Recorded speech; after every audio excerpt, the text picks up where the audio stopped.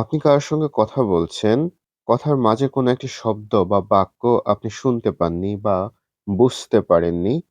সেটি আপনার টকিং পার্টনারের কাছ থেকে জানার জন্য কিছু শব্দ সমষ্টি বা বাক্যরীতি ব্যবহার করি আমরা। সেসব শব্দ সমষ্টি বা বাক্যরীতি এক্সপ্রেশন গুলো আজকের এই লেসনে জানবো। তো রেডিও স্কুলে আপনাকে স্বাগতম জানাচ্ছি। যারা নতুন তারা সাবস্ক্রাইব করে থাকবেন। ২ ধরনের মানুষের সাথে আমরা কথা বলি। এক হচ্ছে প্রফেশনাল, আরেকটা হচ্ছে নন প্রফেশনাল বা আনপ্রফেশনাল। প্রফেশনাল পারসনদের সাথে আমরা ফরমাল ল্যাঙ্গুয়েজ ইউজ করি।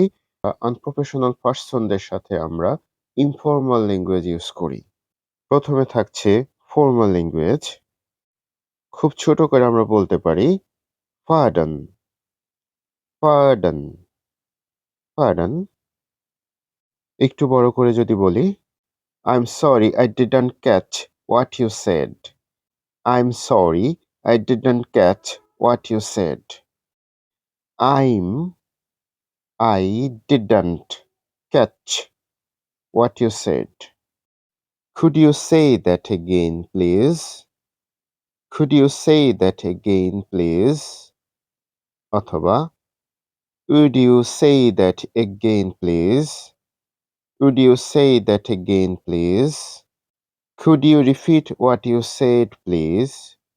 Could you repeat what you said, please? Would you repeat what you said, please? I'm sorry, what did you say? I'm sorry, what did you say? Non professional পারসনদের সাথে আমরা informally বলতে পারি যেসব expression গুলো What was that? What was that? What was that? What was that again? What was that again? What was that again? অথবা খুব ছোট করে বলা যায় What? What? এই এক্সপ্রেশন গুলো যদি আমরা আমাদের টকিং এর মধ্যে রাখি, তবে আমাদের স্পিকিং কোয়ালিটি আরো বেশি স্মুথ এবং রিচ হয়ে উঠবে। এরকম ভিডিও আরো চাইলে অবশ্যই আমাকে কমেন্ট করে জানাবেন। Thanks for watching.